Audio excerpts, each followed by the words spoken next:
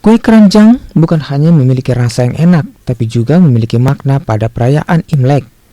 Hal ini membuat usaha rumahan pembuatan kue keranjang banjir pesanan jelang perayaan Imlek.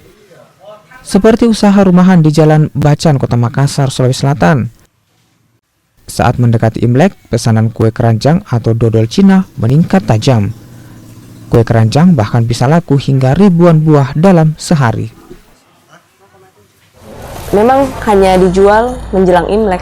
Biasanya yang paling banyak itu sekitar 2 hari menjelang Imlek, itu paling banyak orang beli. Itu sampai produksi berapa banyak gitu?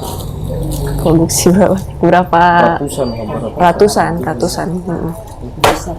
Iya, bisa 1000 lebih lah ada. Bisa sampai 1000. Iya.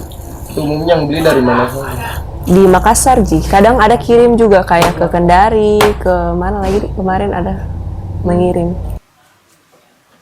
Untuk harga kue keranjang ini dijual bervariasi.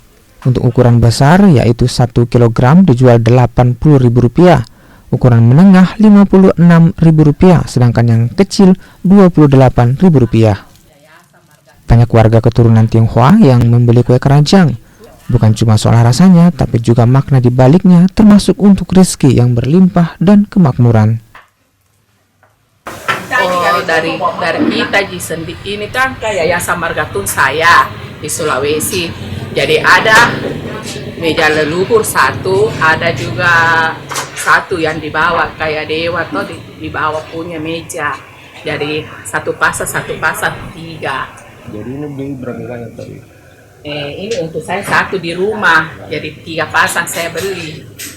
Untuk di rumah. Mau dibuat apa? Untuk malam Imlek.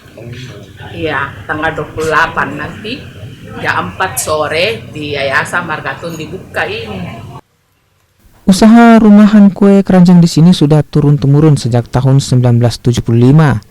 Bahan pembuatan kue keranjang pada dasarnya tak terlalu rumit, namun membutuhkan waktu yang panjang untuk proses pembuatannya. Arif Tirtana, Kompas TV, Makassar, Sulawesi Selatan.